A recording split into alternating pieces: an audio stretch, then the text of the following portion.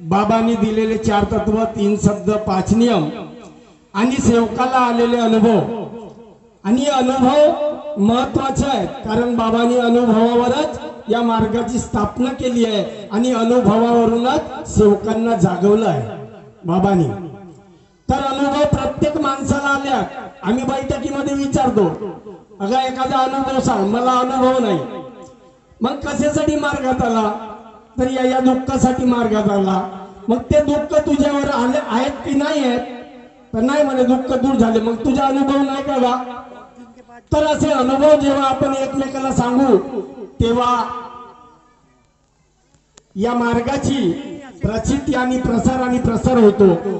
अशाच प्रकारे महान त्यागी बाबा जुमदेवजींनी 78ची गोष्ट आहे। बाबा नागपूरवरून निघाले फिरायला आणि रामटेक होते हुए बाबा भंडारबोलीला गेले आणि त्या ठिकाणी 10-5 सेवकांची बैठक झाली आणि बैठकीमध्ये बसले आणि बाबा मार्गदर्शन करू लागले। तेव्हा श्राद्धेचा दिवस होता आणि बाबाला बसल्या बसल्या थोडी लटक आली।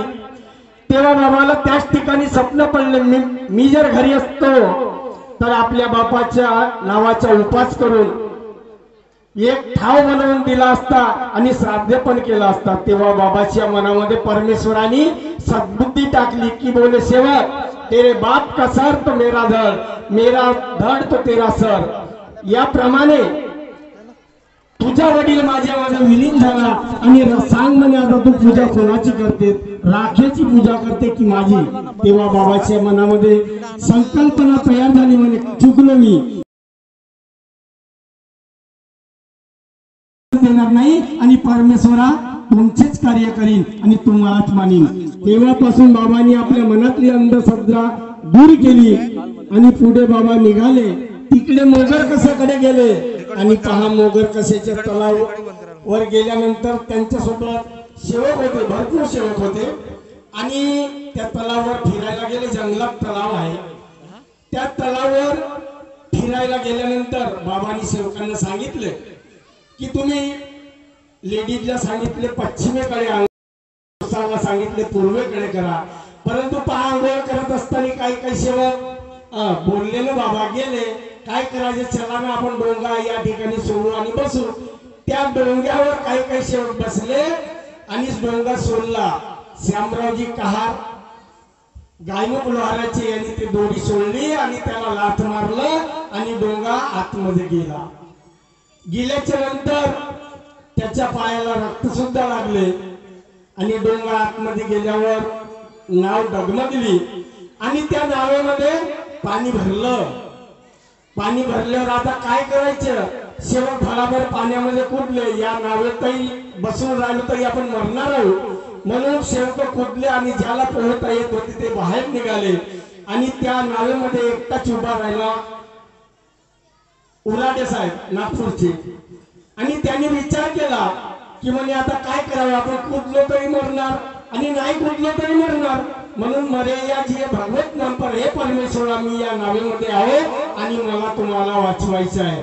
सेवकांनी हाक मारली, बाबा नाव पाण्यामध्ये बोळाली धावा। बाबा रस्त्याने मंगरलिया गावाकडे जात होते। अचानक बाबांच्या पादुका त्या तलावाच्या पाणीवर विसरल्या। बाबांनी विचार केला नाही आणि तिथून वापस आले। बाबा पाहतात तर इथं खूप असा अहंकार मतलेला होता, परंतु परमेश्वराला माहित होतं की जागृत शक्ती आहे, बाबा भाग्यवान आहे, या ठिकाणी हानी कोणाची होणार नाही। हे कार्य भगवंतानी केलं। त्या नावेला खालून टेका दिलं आणि सर्व त्या पाण्यामध्ये तो उलाडे साहेब उभा होता, ती नाव बुडू दिली नाही। हे कार्य कोणी केलं?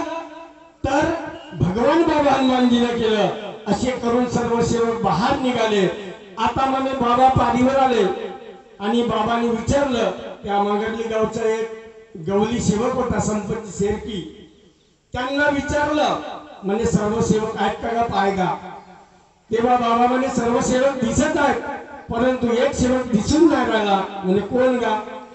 तर म्हणे भंडारबोलीचे गोपीचंदजी तुप्पट। हे दिसत नाही म्हणे बाबा. म्हणे तुला बोलता येते का? म्हणे हो बाबा. ज्या म्हणे त्यांना सोडपडा म्हणे तलावामध्ये. आता विचार करा, पाण्यामध्ये किती मिनिटांमध्ये माणूस मरते हे तुम्हाला सर्वांना माहित आहे. परंतु एक तास डुबलेला माणूस मेला नाही, कारण तो सत्य मर्यादा प्रेमाने चालणारा, बोलणारा, वागणारा होता. आणि बाबा आपल्या सोबत होते. बाबा आपल्या सोबत होते आणि म्हणून तो पोहत गेला. त्याला त्या गोपीचंदजी तो पटका धोतर लागला आणि त्याला बाहेर काढलं. अशा प्रकारे त्या ठिकाणी मानहानी होऊ दिलं नाही परमेश्वराने. नाहीतर आपण आता पाहतो जिकडे तिकडे जातात नाही, कितीतरी असे दुःखात घटना घडतो, परंतु बाबाच्या हयातीमध्ये एक सुद्धा घटना घडली नाही. आणि ती जागृत शक्ती बाबांनी आपल्याला निष्काम भावनेने फुकट दिलेली आहे, परंतु आपण त्यांचा उपचार बरोबर करत नाही. अशाच प्रकारे सर्व सेवक बाहेर निघाले आणि निघाल्याच्या नंतर मंगरली गावला गेले.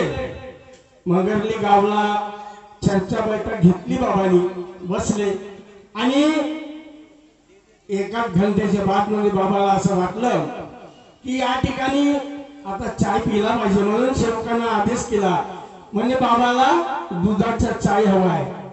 तेव्हा ते सेवकांनी म्हटलं बाबाला, बाबा म्हणजे 7-8 किलोमीटरच्या अंतरावर एकही गाव नाही आणि आमच्याकडे दूध नाही, कारण म्हशी आहेत बाबा, परंतु मी संध्याकाळी प्रयत्न केला परंतु दूध दिला नाही.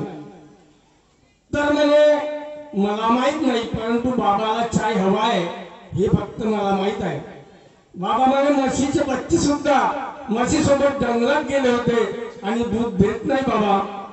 म्हणे हो का? म्हणे बाबांनी एका परमेश्वराची प्राप्ती केली, कारण तो शेडकी म्हणे बाबाला, म्हणे बाबा 60 वर्षाचा अनुभव आहे म्हणे मला की बच्चे म्हशी सोबत गेल्यानंतर म्हशी दूध देत नाही. तेव्हा बाबांनी म्हटलं की मी एका परमेश्वराची प्राप्ती केली का? म्हणे खेळ मजाक नाही केली. अगं जा म्हणे, तू सांग परमेश्वराजवळ बस आणि सांग म्हणे परमेश्वराला की महान त्यागी बाबा जिंदगीला दुधाचा चाय हवा आहे आणि दूध मला प्राप्त झाल्या पाहिजे, असा योग घडवून द्या. आणि पहा, ते 2-4 सेवक गेले, फोटोवर बसले, विनंती केली आणि विनंती केल्यावर नंतर बाबाकडे आले. बाबा म्हणे